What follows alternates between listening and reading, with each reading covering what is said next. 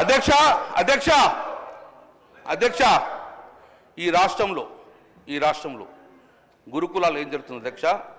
ఎలక కాట్లు, పాము కాట్లు, కుక్క కాట్లు, కరెంటు షాకులు, ఫుడ్ పాయిజనింగ్, ఈ కేసులు నిత్యము అయితే గిట్ట దీని మీద ప్రభుత్వం స్పందించి వెంటనే it should not be repeat again.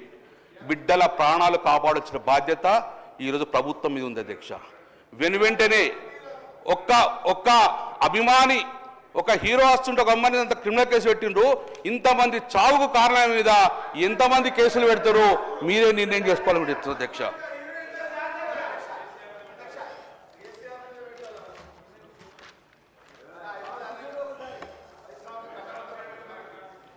అధ్యక్ష మా యొక్క ఎక్కడ డివేట్ కాలే అధ్యక్ష.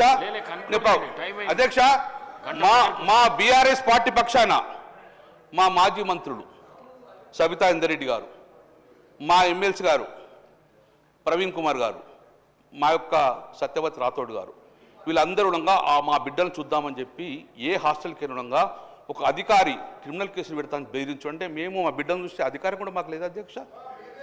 సో అందుకే నేను అధ్యక్ష, మీరు ఒకవేళ మాకు అవకాశం కలిగేకున్నా కూడా మేమందరం పోయి కూడా వాస్తవ పరిస్థితులు ప్రభుత్వాన్ని తీసుకురావాలని చెప్పేసి ఒక నివేదిక తయారు చేసినాం.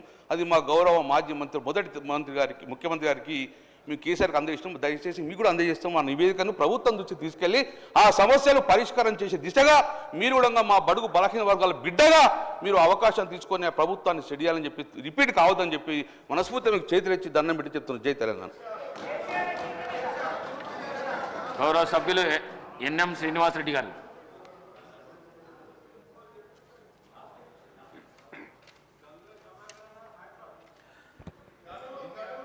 గురుకులాలు, ప్రభుత్వ పాఠశాలల్లో మౌలిక సదుపాయాలు కల్పించడంపై షార్ట్ డిస్కషన్